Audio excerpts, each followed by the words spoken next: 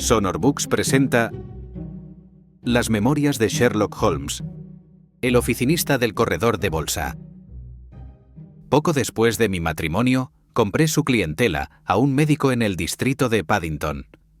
El anciano señor Farquhar, que fue a quien se la compré, había tenido en otro tiempo una excelente clientela de medicina general, pero sus años y la enfermedad que padecía, una especie de baile de San Vito, la había disminuido mucho.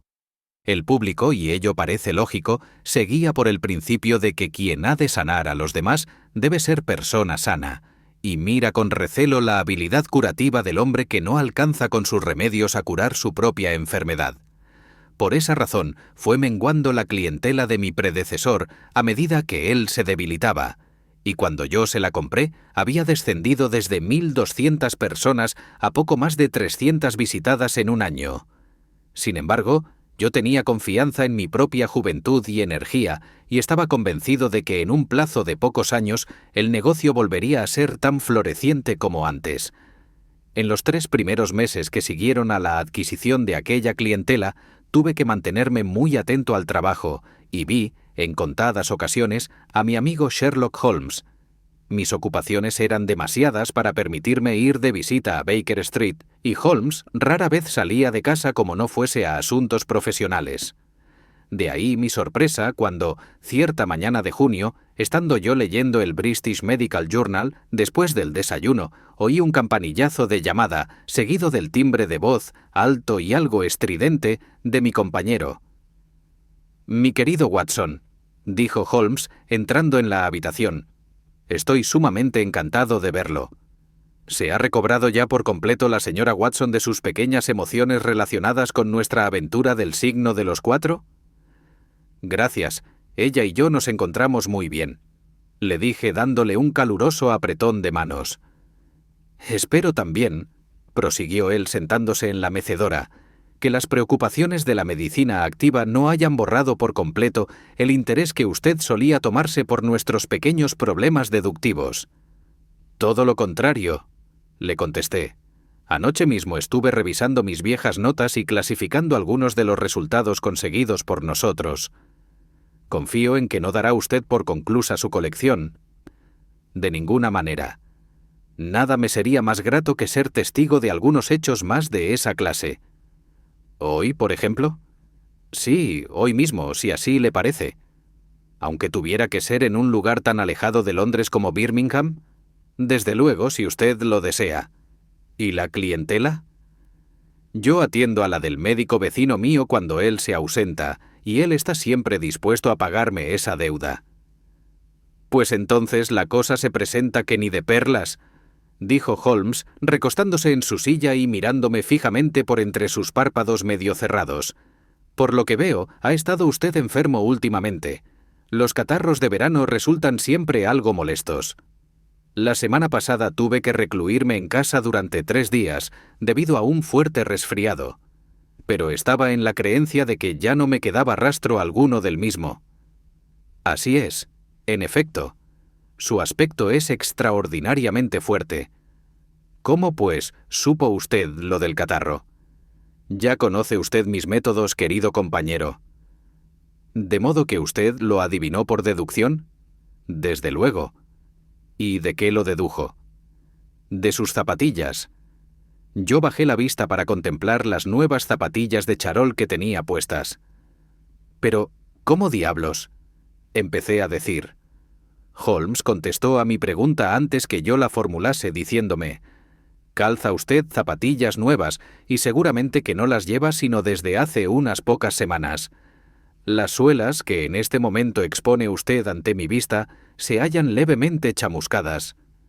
Pensé por un instante que quizás se habían mojado y que al ponerlas a secar se quemaron. Pero veo cerca del empeine una pequeña etiqueta redonda con los jeroglíficos del vendedor. La humedad habría arrancado, como es natural, ese papel.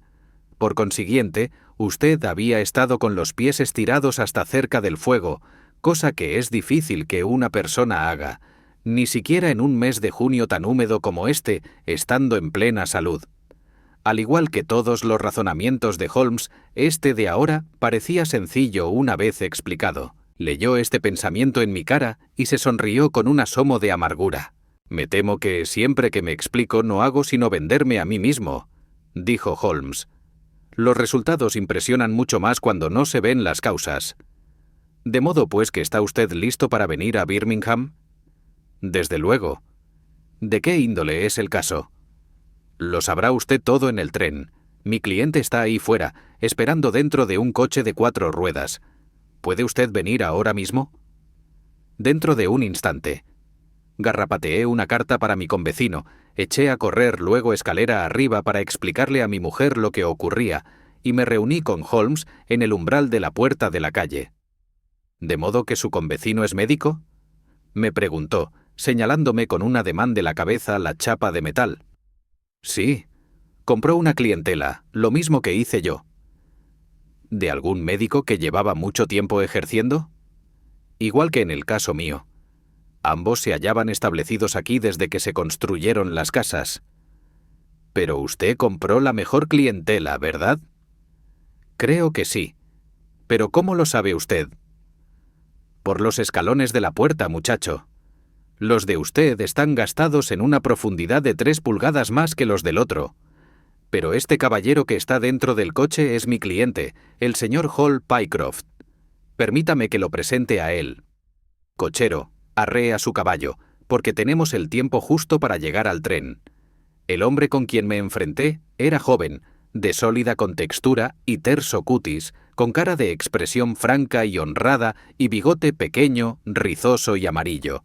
Llevaba sombrero de copa muy lustroso y un limpio y severo traje negro, todo lo cual le daba el aspecto de lo que era. Un elegante joven de la City, de la clase a la que se ha puesto el apodo de Cognis, pero de la que se forman nuestros más valerosos regimientos de voluntarios y de la que sale una cantidad de magníficos atletas y deportistas, superior a la que produce ningún otro cuerpo social de estas islas. Su cara redonda y rubicunda rebosaba alegría natural, pero las comisuras de su boca estaban, según me pareció, encorvadas hacia abajo, como en un acceso de angustia que resultaba medio cómica. Pero hasta que estuvimos instalados en un vagón de primera clase y bien lanzados en nuestro viaje hacia Birmingham, no logré enterarme de las dificultades que le habían arrastrado hacia Sherlock Holmes. «Tenemos por delante 70 minutos de recorrido sin ninguna estación», hizo notar Holmes. «Señor May Pycroft, sírvase relatar a mi amigo su interesante caso, tal y como me lo ha contado a mí, o aún con más detalles, si es posible. Me será útil el volver a escuchar otra vez cómo ocurrieron los hechos. Este caso, Watson, pudiera llevar algo dentro, y pudiera no llevar nada, pero presenta por lo menos esos rasgos extraordinarios y outré que tanto nos agradan a usted y a mí. Y ahora, señor Pycroft, cuente con que no volveré a interrumpirle». Nuestro joven acompañante me miró con mirada brillante y dijo: «Lo peor de toda la historia es que yo aparezco en ella como un condenado majadero. Claro está que aún puede acabar bien y no creo que pudiera haber obrado de otro modo que como obré. Pero si resulta que con ello he perdido mi apaño sin conseguir nada en cambio, tendré que reconocer que he sido un pobre tontaina. Señor Watson, valgo poco para contar historias y hay que tomarme como soy.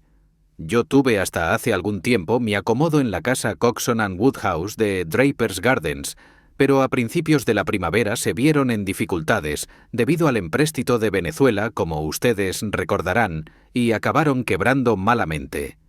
Yo llevaba 5 años con ellos, y cuando vino la catástrofe, el viejo Coxon me extendió un estupendo certificado. Pero, como es natural, nosotros los empleados, los 27 que éramos, quedamos en mitad de la calle. Probé aquí y allá, pero había infinidad de individuos en idéntica situación que yo, y durante mucho tiempo todo fueron dificultades para mí. Yo ganaba en Coxon 3 libras semanales y tenía ahorradas 70. Pero no tardé en meterme por ellas y hasta en salir por el extremo opuesto. Finalmente, llegué al límite de mis recursos, hasta el punto de costarme trabajo encontrar sellos de correo para contestar a los anuncios y sobres en que pegar los sellos. A fuerza de subir y bajar escaleras presentándome en oficinas, se me habían desgastado las botas, y me parecía estar tan lejos como el primer día de encontrar acomodo. Vi, por último, que había una vacante en casa de los señores Mawson y Williams, la gran firma de corredores de bolsa de Lombard Street. Pudiera ser que no anden ustedes muy enterados en cuestiones de bolsa, pero puedo informarles de que se trata quizá de la casa más rica de Londres. Al anuncio había que contestar únicamente por carta. Envié mi certificado y mi solicitud, aunque sin la menor esperanza de conseguir el puesto. Me contestaron a vuelta de correo diciéndome que, si me presentaba el lunes siguiente, podía hacerme cargo en el acto de mis nuevas obligaciones, con tal que mi aspecto exterior fuese el conveniente. Nadie sabe cómo funcionan estas cosas. Hay quien asegura que el gerente mete la mano en el montón de cartas y saca la primera con que tropieza. En todo caso, esta vez la suerte me favoreció a mí, y no deseo otra satisfacción mayor que la que aquello me produjo. El sueldo era de 1 libra más por semana, y las obligaciones las mismas, más o menos, que en la casa Coxon. Y ahora vengo a la parte más extraña del negocio. Yo estaba de pensión más allá de Hampstead, en el 17 de Potter's Terrace. Pues bien, estaba yo fumando y sentado la tarde misma en que se me había prometido aquella colocación, cuando se me presenta mi patrona con una tarjeta que decía Arthur Pinner, agente financiero, en letra de imprenta. Era la primera vez que yo oía aquel nombre y no podía imaginarme qué quería conmigo, pero, como es natural, le dije que lo hiciera subir. Y se me metió en mi cuarto. Un hombre de estatura mediana, pelinegro, ojinegro, barbinegro, con un sí es no de judío en la nariz. Había en todo él un algo de impetuoso y hablaba con vivacidad como quien sabe el valor que tiene el tiempo. «Hablo con el señor Hall Pycroft, ¿verdad?», preguntó. «Sí, señor», le contesté acercándole una silla.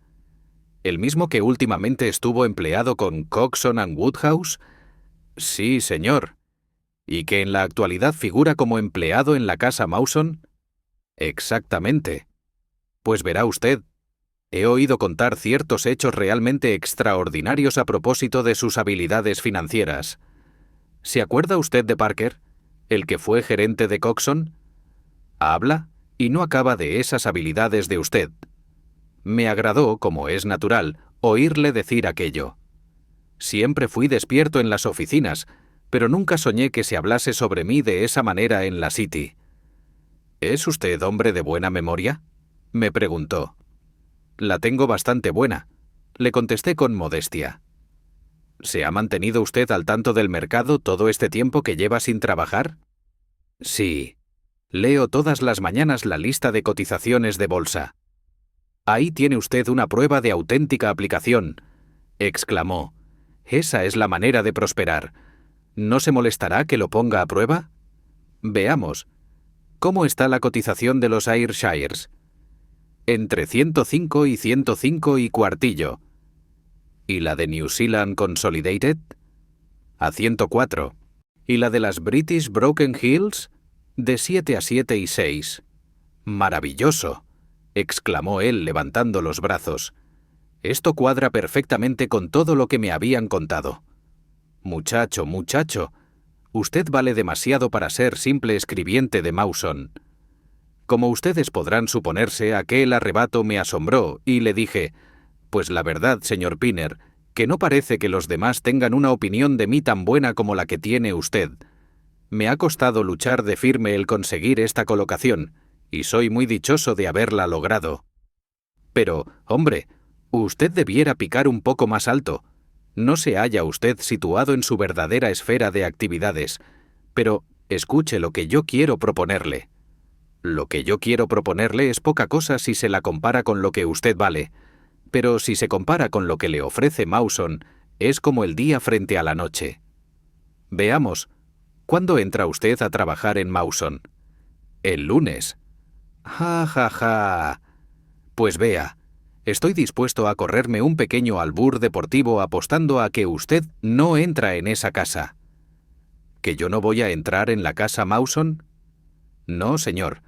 Para ese día estará usted desempeñando el cargo de gerente comercial de la Franco Midland Hardware Company Limited, con 134 sucursales en las ciudades y aldeas de Francia, sin contar con las que tiene en Bruselas y en San Remo, respectivamente. Aquello me dejó sin aliento y luego le dije: «Nunca oí hablar de ella». Es muy probable que no. No se ha querido jalearla, porque todo el capital social fue suscrito por aportaciones particulares y porque es un negocio demasiado bueno para dar acceso en él mismo al público. Mi hermano, Harry Pinner, ha sido el organizador y entra en el consejo de la sociedad después de serle asignado el cargo de director gerente.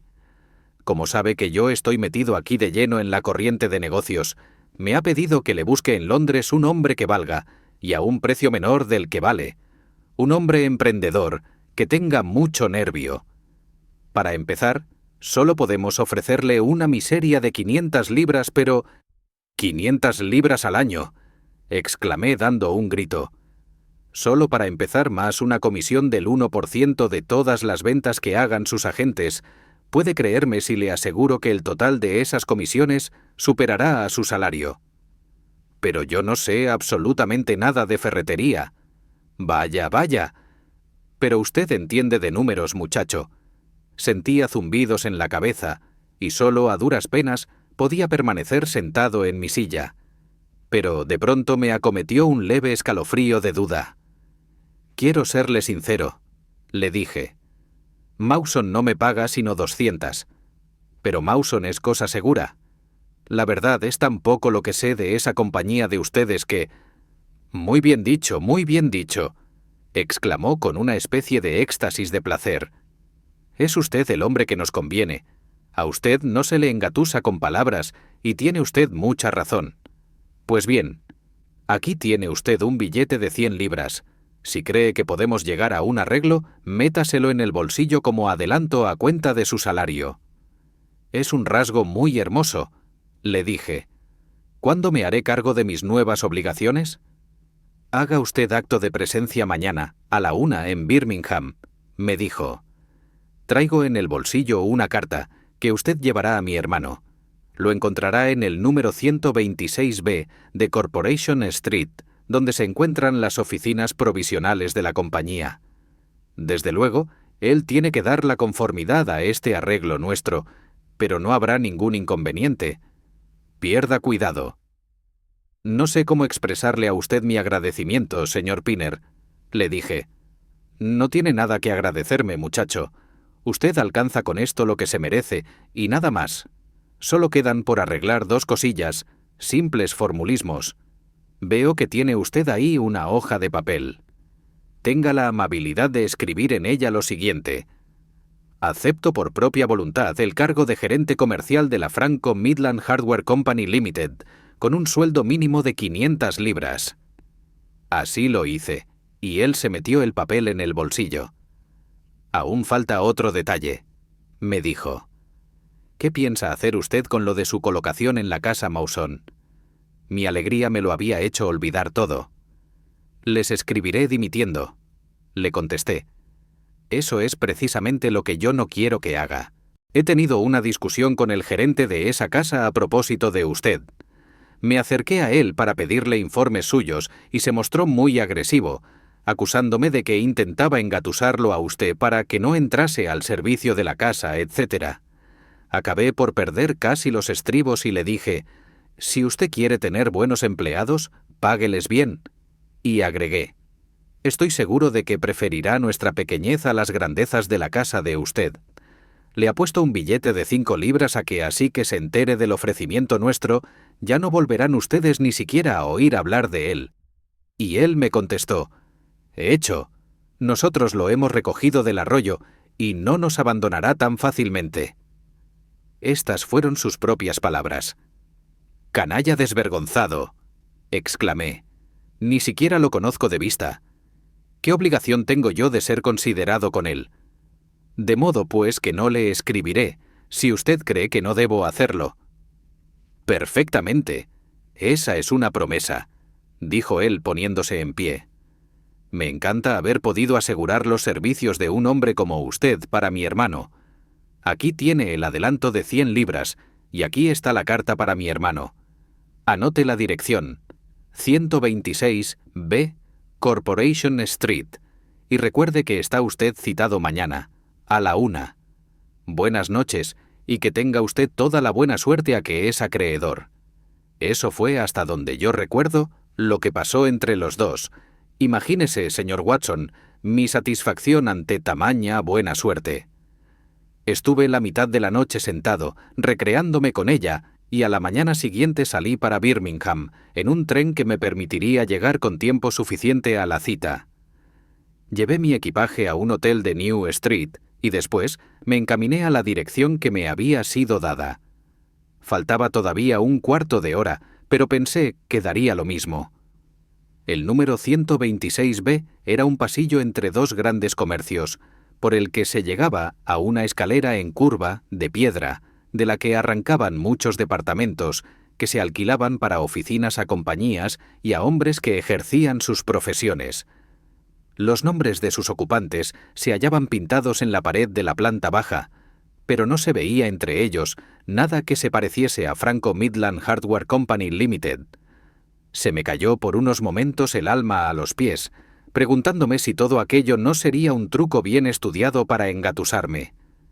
En esto vi acercarse a un hombre y le dirigí la palabra. Se parecía muchísimo al hombre a quien yo había visto la noche anterior. Igual tipo y voz, pero completamente afeitado y con el pelo de una tonalidad más clara. ¿Es usted acaso el señor Hall Pycroft?, me preguntó. Sí, le contesté. Ah, esperaba su visita, pero ha llegado un poco antes de la hora. Esta mañana recibí carta de mi hermano, en la que se hace lenguas de sus condiciones. Estaba buscando las oficinas en el instante que ha llegado usted. Todavía no hemos hecho inscribir nuestro nombre, porque hasta la pasada semana no hemos conseguido unas oficinas provisionales. Acompáñeme arriba y hablaremos del asunto. Le seguí hasta lo alto de una empinada escalera.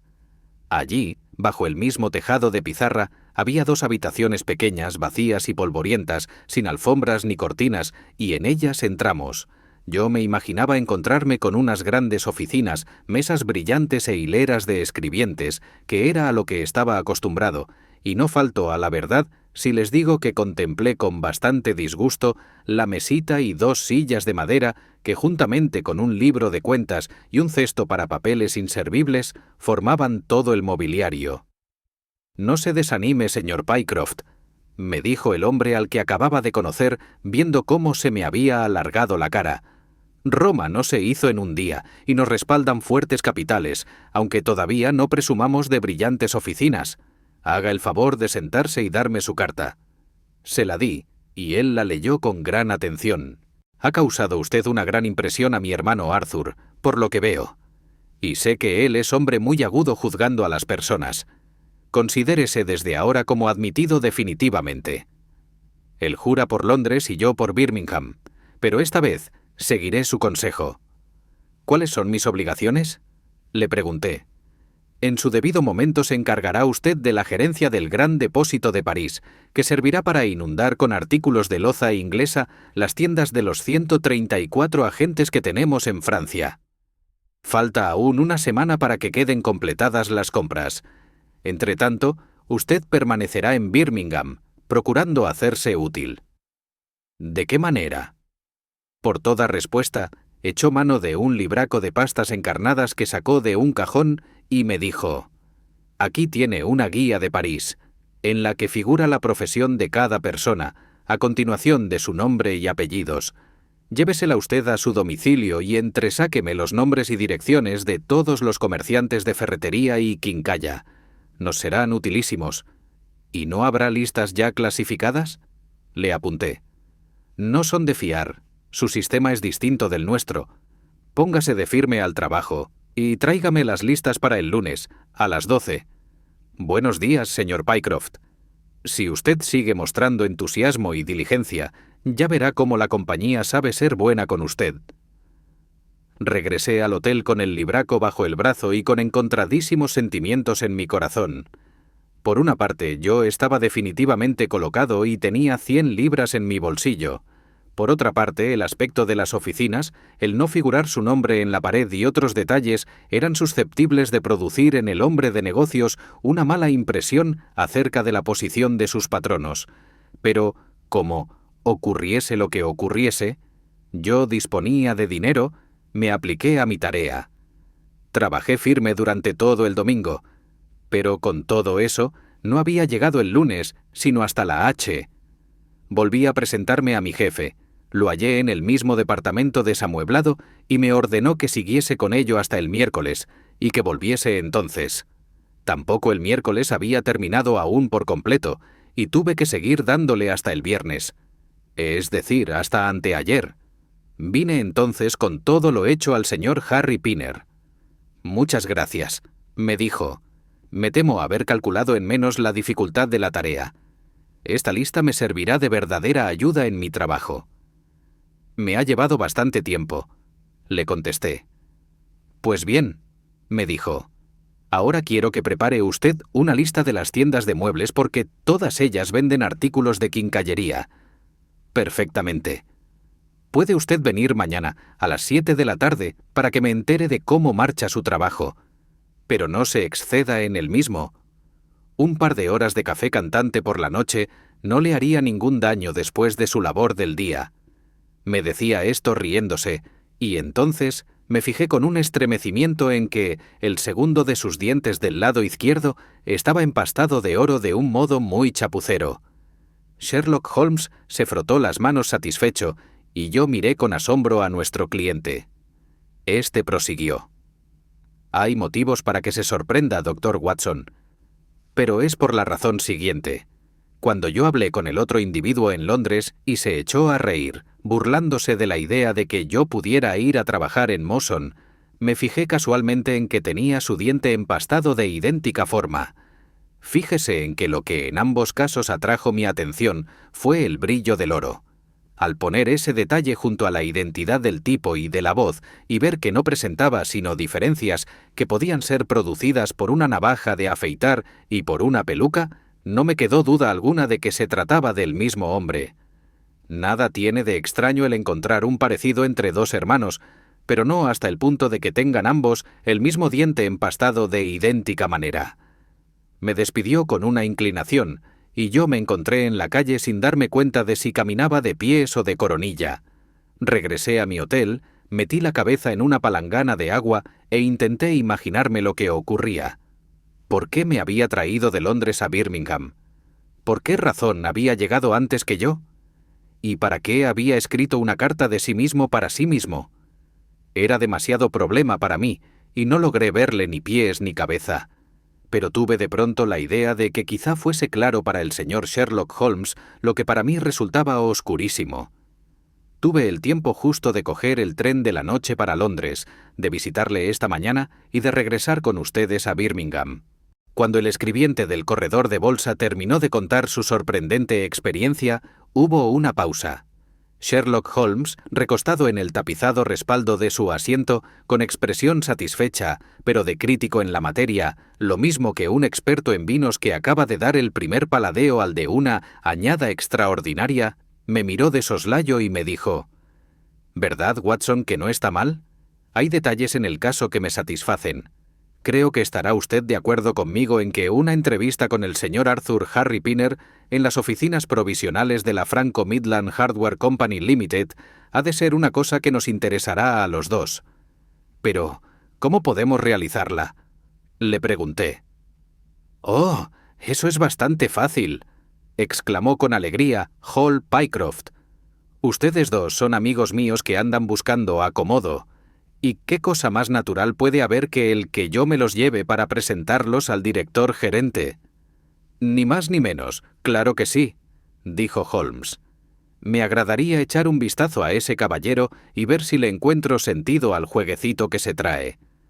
¿Qué cualidades tiene usted, amigo mío, que puedan hacer tan valiosos sus servicios? ¿O será posible que...?» Holmes se puso a morderse las uñas y a mirar a la lejanía por la ventana, y ya apenas si le oímos hablar hasta que nos encontramos en New Street. A las 7 del atardecer caminábamos los tres hacia las oficinas de la compañía en Corporation Street. De nada sirve que lleguemos antes de la hora señalada, nos dijo nuestro cliente. Parece que él no viniera aquí sino para entrevistarse conmigo, porque las oficinas están desiertas hasta la hora exacta de la cita. Eso es muy elocuente, hizo notar Holmes. Por Júpiter. ¿Qué les dije?, exclamó el escribiente. Ese que va allí, delante de nosotros, es él. Nos señaló a un hombre más bien pequeño, rubio y bien vestido, que marchaba presuroso por el otro lado de la calle. Mientras nosotros le vigilábamos, él miró a través de la calle a un muchacho que voceaba la última edición del periódico de la tarde, cruzó la calzada por entre los coches y los ómnibus y le compró un ejemplar. Después, aferrando el periódico en la mano, desapareció por el portal de una casa. «Allí entró», exclamó Hall Pycroft. «Allí están las oficinas de la compañía y a ellas va. Acompáñenme y combinaré la entrevista lo más rápidamente posible». Subimos tras él 5 pisos, hasta encontrarnos delante de una puerta entreabierta, a la que llamó con unos golpecitos nuestro cliente. Una voz nos invitó desde dentro. «¡Adelante!» Y entramos a un cuarto desnudo, sin muebles, tal como Hall Pycroft nos lo había descrito.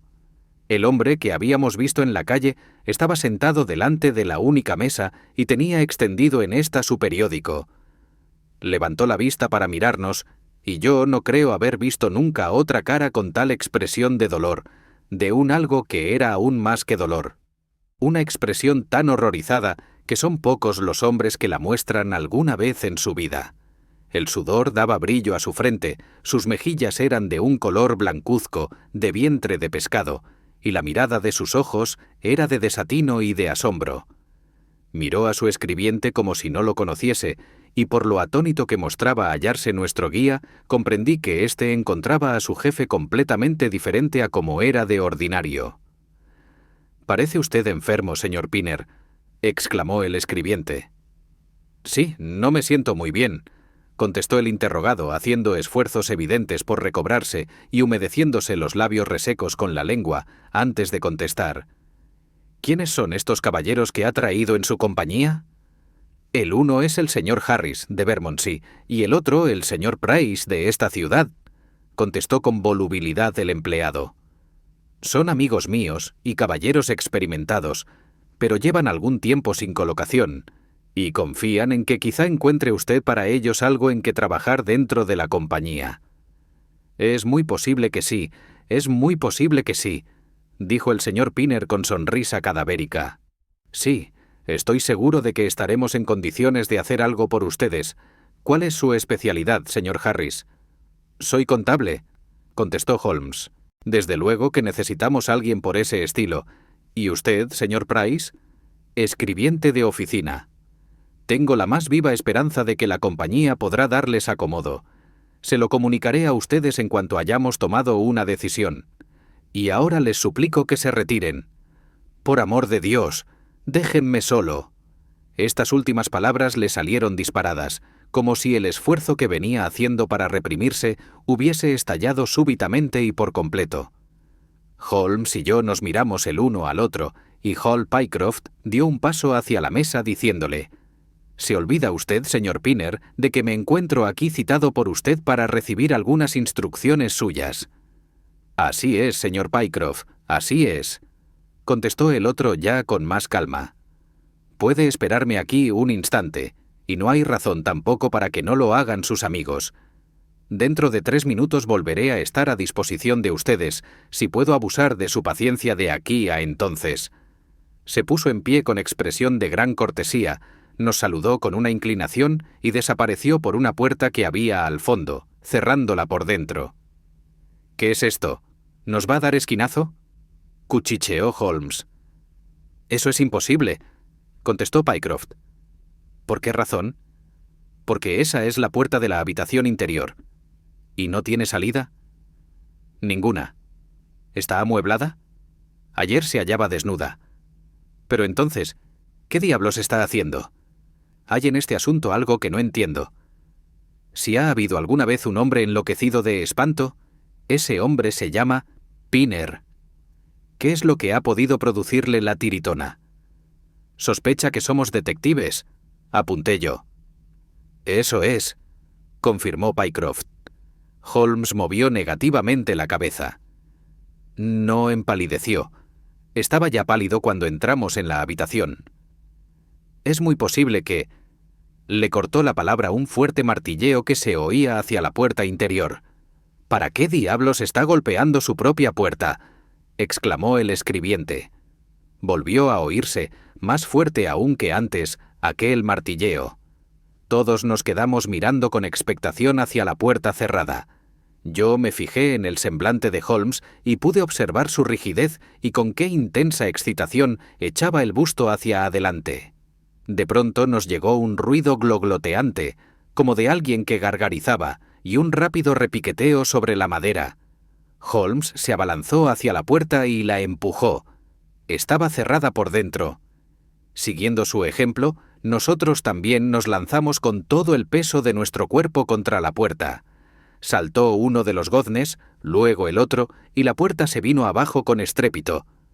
Abalanzándonos por encima de ella nos metimos en el cuarto interior. Estaba vacío. Pero nuestra desorientación solo duró un instante. En un ángulo, el más inmediato a la habitación que acabábamos de dejar, había una segunda puerta. Holmes se abalanzó hacia ella y la abrió de un tirón. Tirados por el suelo había una chaqueta y un chaleco, y detrás de la puerta, ahorcado de un gancho con sus propios tirantes, estaba el director gerente de la Franco Midland Hardware Company. Tenía las rodillas dobladas, le colgaba la cabeza formando un ángulo espantoso con su cuerpo, y el taconeo de sus pies contra la puerta era lo que había interrumpido nuestra conversación.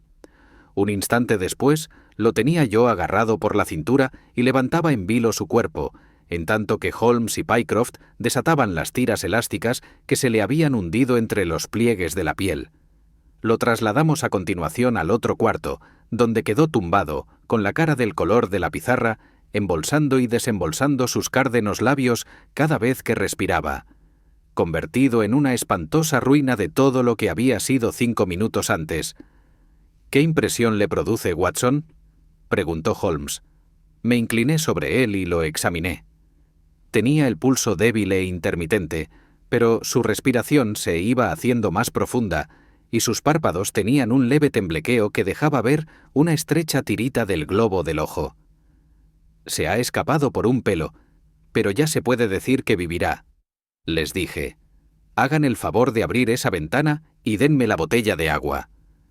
Le aflojé el cuello de la camisa, vertí agua en su cara y le bajé los brazos hasta que lo vi respirar profundamente y con naturalidad. Es ya solo cuestión de tiempo, dije al alejarme de él. Holmes permanecía en pie junto a la mesa, con las manos hundidas en los bolsillos del pantalón y la barbilla caída sobre el pecho. Me imagino que tendremos que avisar a la policía, dijo, pero confieso que quisiera poder exponerles el caso completo cuando vengan. Para mí sigue siendo un condenado misterio, exclamó Pycroft rascándose la cabeza. ¿Para qué quisieron traerme hasta aquí si luego... Bah, todo eso está bastante claro, dijo Holmes con impaciencia. Yo me refiero a ese último giro inesperado. ¿De modo que usted comprende lo demás? Creo que es bastante evidente. ¿Qué dice usted, Watson? Yo me encogí de hombros. No tengo más remedio que confesar que no toco fondo, le contesté.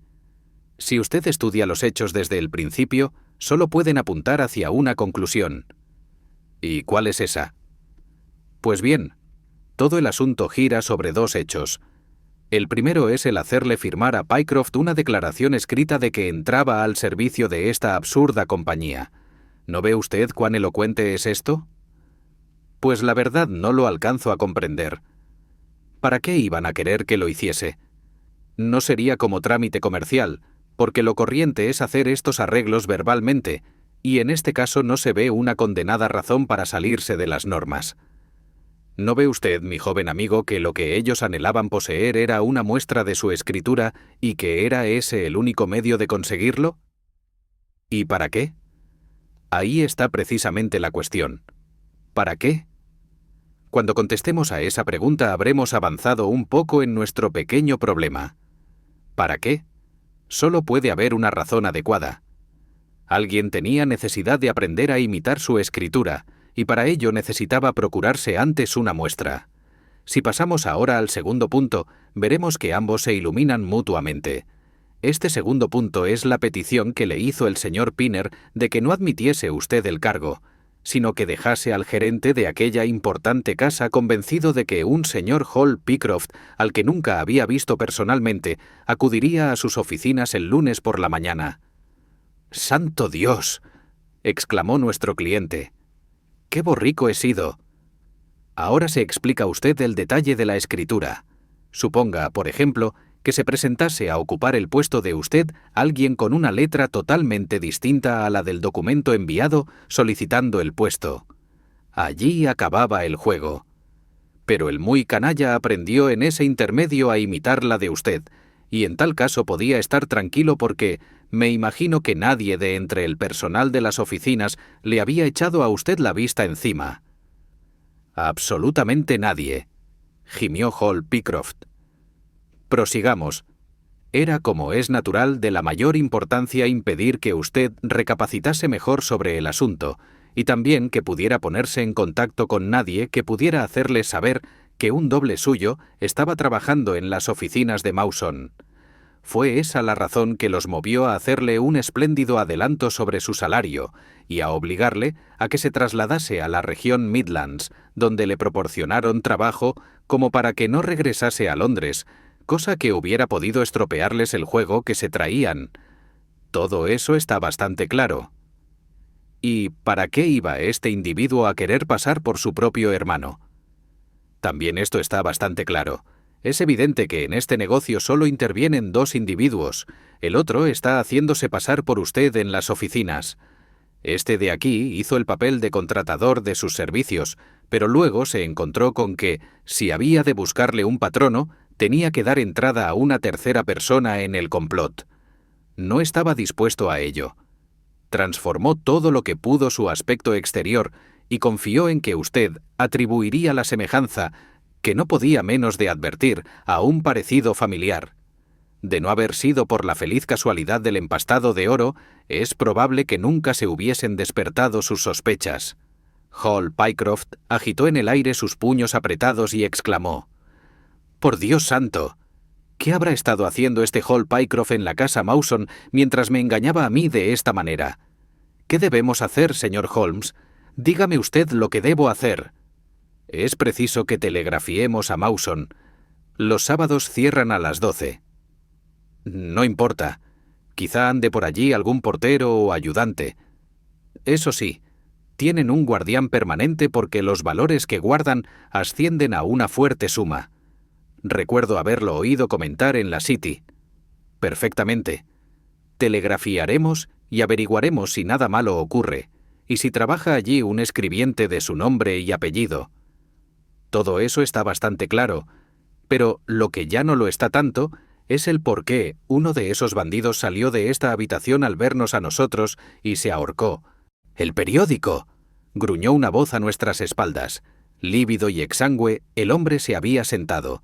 Reaparecía en sus ojos la razón y sus manos restregaban nerviosamente la ancha franja roja que aún tenía marcada alrededor del cuello. «Naturalmente, el periódico», bramó Holmes en el paroxismo de la excitación. «¡Qué idiota he sido! Tanto pensé en nuestra visita que ni por un instante se me ocurrió que pudiera ser el periódico. Ahí está, sin duda alguna, el secreto». Lo alisó encima de la mesa y un grito de triunfo escapó de sus labios. «Fíjese en esto, Watson», gritó. «Es un diario londinense, una primera edición del Evening Standard. Aquí está lo que buscábamos. Mire los titulares: Crimen en la City, asesinato en Mawson and Williams. Watson, todos nosotros estamos igualmente afanosos por escucharlo. Así pues lea usted en voz alta». Por el lugar del diario en que aparecía la noticia, veíase que se trataba del acontecimiento de mayor importancia ocurrido en Londres, y el relato decía así: «Esta tarde ha ocurrido en la City una temeraria tentativa de robo, que ha culminado con la muerte de un hombre y en la captura del criminal. Mawson and Williams, la célebre firma financiera, viene siendo el custodio de valores que ascienden en conjunto a una suma muy superior al 1.000.000 de libras esterlinas. Tan consciente estaba la dirección de la casa de la responsabilidad que sobre ella recaía como consecuencia de los grandes intereses en juego, que instaló cajas de seguridad del último modelo, y un hombre armado montaba, noche y día, guardia en el edificio. Según parece, la firma tomó la pasada semana a su servicio a un nuevo escribiente, llamado Hall Pycroft. Pero el tal Pycroft no era otro que Bedington, el célebre falsificador y ladrón que salió recientemente con su hermano de cumplir una condena de 5 años de trabajos forzados. Valiéndose de medios que no están claros, obtuvo, usando un nombre falso, ese cargo oficial en las oficinas, y valiéndose del mismo, sacó los moldes de diferentes cerraduras y un conocimiento completo de la posición de la cámara acorazada de las cajas fuertes. Es costumbre en la casa Mawson que los escribientes abandonen los sábados el trabajo al mediodía. Por eso el sargento Tucson, de la policía de la City, se quedó sorprendido al ver, 20 minutos después de la 1, a un caballero portador de una maleta que bajaba la escalinata. Despertadas sus sospechas, el sargento siguió al hombre y consiguió detenerlo con la ayuda del guardia Pollock, después de una resistencia desesperada. Se vio en el acto que se había cometido un robo atrevido y gigantesco. Se encontraron dentro de la maleta títulos de ferrocarriles norteamericanos por valor de cerca de 100.000 libras, aparte de otra importante cantidad de títulos mineros y de otras compañías. Al hacer un registro en los locales, fue descubierto el cadáver del desdichado vigilante, acurrucado dentro de la caja fuerte más espaciosa.